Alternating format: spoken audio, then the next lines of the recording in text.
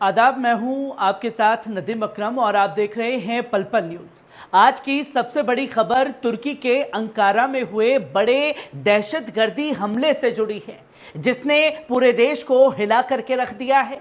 जहां तुर्की aerospace industry के मुख्यालय के बाहर हुए इस धमाके में कई लोगों की शहादत हुई है और कुछ घायल भी हुए हैं।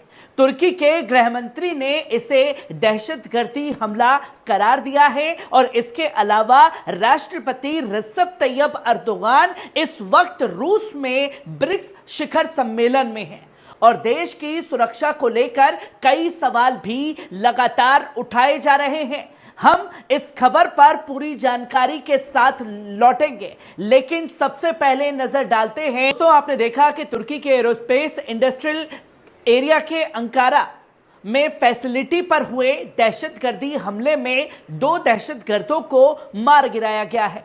अफसोस के साथ यह भी कहना पड़ रहा है कि इस हमले में हमारे 3 लोग शहीद हुए हैं और 14 लोग जख्मी हो गए हैं। अल्लाह हमारे शहीदों पर रहमत बरसाए और हम घायल लोगों की जल्द से जल्द सेहतयाबी की दुआ करते हैं। मैं इस घिनौने हमले की सख्त मजम्मत करता हूं। हमारी जंग आखिरी दहशतगर्द के खात्मे तक पूरे इरादे और पक्के हौसले के साथ जारी रहेगी। कृपया आधिकारिक स्रोतों द्वारा दिए गए बयानों को ध्यान में रखें, यह कहना है अंकारा के मेयर का, जिन्होंने इसके बारे में पूरी तफसील से बयान भी दिया। और वहीं तुर्की के एरोस्पेस इंडस्ट्रियल के मुख्यालय के बाहर हुए एक बड़े धमाके में कई लोगों की शहादत और जख्म की खबर सामने आई है।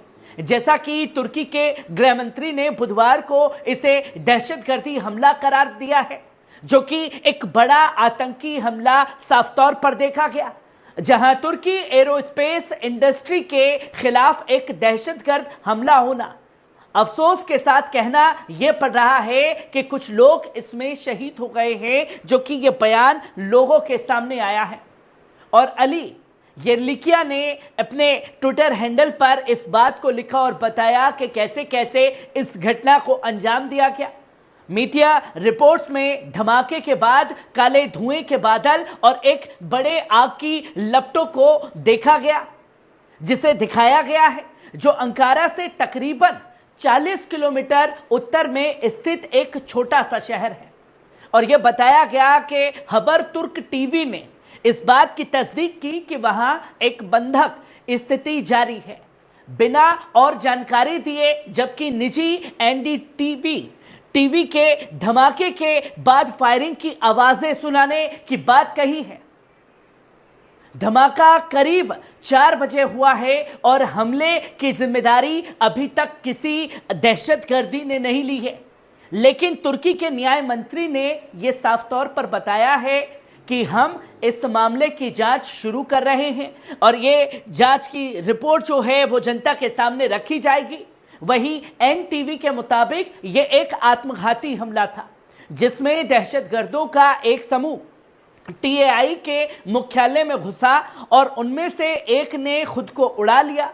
खबर तुर्क द्वारा दिखाई गई तस्वीरों में संकेत मिला कि एक हमलावर महिला थी, जबकि सबा अखबार ने इमारत में के प्रवेश द्वार पर लगे सीसीटीवी कैमरे से ली गई तस्वीर प्रकाशित की, जिसमें एक काले कपड़े पहने हुए एक जवान आदमी मूंछों वाला पीठ पर बैग और हाथ में एक असलट राइफल लिए दिखाई दिया है, जिसकी तस्वीर लोगों के सामने आई।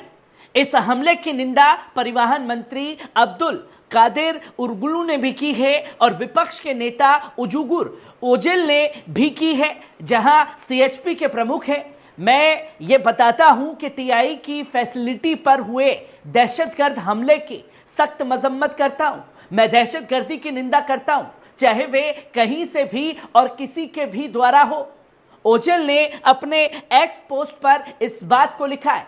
वही टीआई की वेबसाइट के अनुसार यह राज्य द्वारा संचालित कंपनी है, जो एक प्रमुख हथियार निर्माता भी है और इसमें 15,500 कर्मचारी काम करते हैं।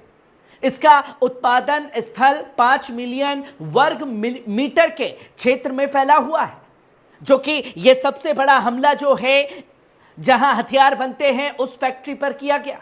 धमाका उस वक्त हुआ है जब राष्ट्रपति रजब तैयब अर्दोगान रूस के कजान शहर में ब्रिक्स शिखर सम्मेलन में भाग ले रहे थे, जिसमें ब्राजील, रूस, भारत, चीन और दक्षिण अफ्रीका जैसे प्रमुख उभरते बाजार देशों के नेता शामिल थे। जहां एर्दोगन की बुधवार को रूस के राष्ट्रपति व्लादिमीर पुतिन के साथ बातचीत भी होनी है, जिसकी जानकारी दी गई और यह बताया गया कि इस्तांबुल में इस समय रक्षा एरोस्पेस इंडस्ट्री के लिए एक बड़ा व्यापार मेला हो रहा है, जिसकी तैयारियां तुर्की में की जा रही हैं, जिसमें इस सप्ताह यूक्रेन के शीर्ष राजनयिक ने भी शिरकत की थी। और तुर्की का रक्षा क्षेत्र, जिसे उसके प्रसिद्ध बेरे कतार ड्रोन्स के लिए जाना जाता है, देश के कुल निर्यात राजस्व का लगभग 80% योगदान करता है। तुर्की की राज्य रक्षा उद्योग एजेंसी के प्रमुख हालुक गोरगुन के अनुसार पिछले साल तकरीबन 10.2 बिलियन के अनुबंधन पर हस्ताक्षर किए गए कि इतने बेरे कतार ड्रोन जो हैं वो दिए जाएंगे। इस साल के पहले 8 महीनों में रक्षा निर्यात से होने वाली आय 3.7 बिलियन तक पहुंच गई, जो पिछले वर्ष की समान अवधि की तुलना में लगभग 10% की वृद्धि को दर्शाता है। और गोरकुन ने यह भी बताया कि यह हमला उसी जगह पर किया गया है जहां तुर्की में आखिरी हमला जनवरी में हुआ था, जब इस्तांबुल में एक कैथोलिक चर्च में 2 बंदूकधारियों ने गोलीबारी की थी, जिसमें एक व्यक्ति की मौत हो गई थी। और उस हमले की जिम्मेदारी इस्लामिक स्टेट ISI के समूह के जिहादियों ने ली थी, जिसके बाद ताबड़तोड़ बमबारी तुर्की की तरफ से इन ठिकानों पर की गई। और अक्टूबर 2023 में अंकारा के सरकारी क्षेत्र में हुए हमले में 2 और लोग जो हैं वो मारे गए थे, जिसकी जानकारी लोगों के सामने आई है। पर इस खबर ने यकीनन खलबली तुर्की के अंदर मचा दी है, जो कि बड़े धमाके देखे गए और आतंकियों का सीधा हमला तुर्की के ठिकानों पर है, जहां उसके हथियार बनते हैं। उसी जगह पर यह दहशतगर्दी हमले को अंजाम दे दिया गया है, जो कि खुद तुर्की की सुरक्षा पर भी कई सारे सवाल लगातार खड़े कर रहा है।